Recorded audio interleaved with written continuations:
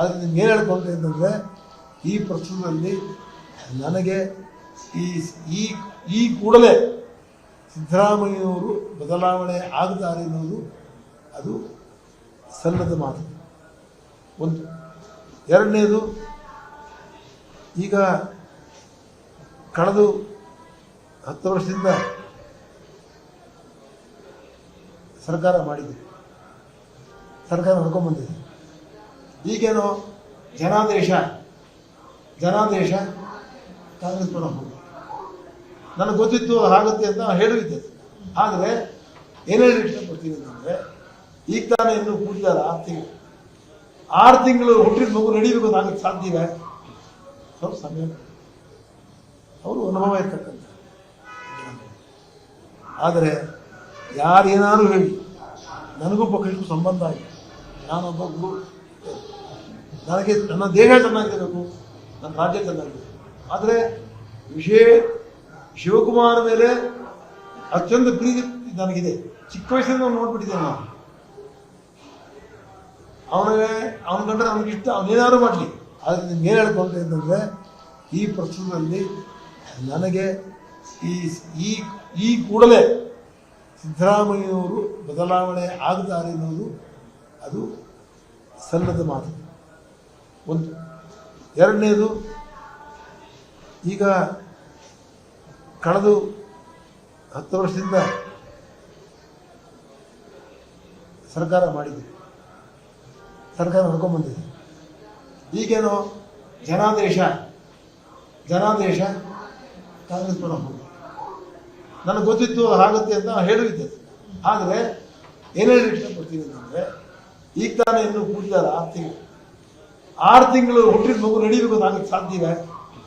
ಸ್ವಲ್ಪ ಸಮಯ, ಅವರು ಅನುಭವ ಇರ್ತಕ್ಕಂಥ. ಆದರೆ ಯಾರೇನಾದ್ರು ಹೇಳಿ, ನನಗೂ ಪಕ್ಷಕ್ಕೂ ಸಂಬಂಧ ಆಗಿದೆ.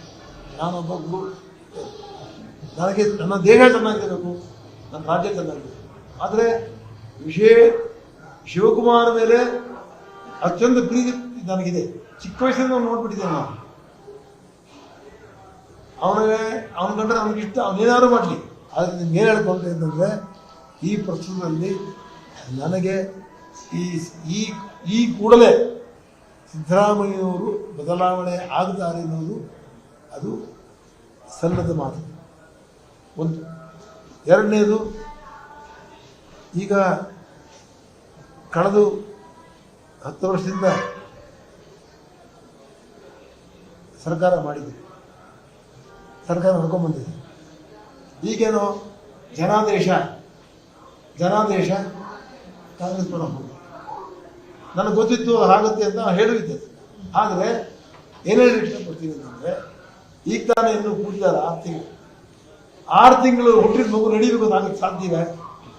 ಸ್ವಲ್ಪ ಸಮಯ, ಅವರು ಅನುಭವ ಇರ್ತಕ್ಕಂಥ. ಆದರೆ ಯಾರೇನಾದ್ರು ಹೇಳಿ, ನನಗೂ ಪಕ್ಷಕ್ಕೂ ಸಂಬಂಧ ಆಗಿದೆ.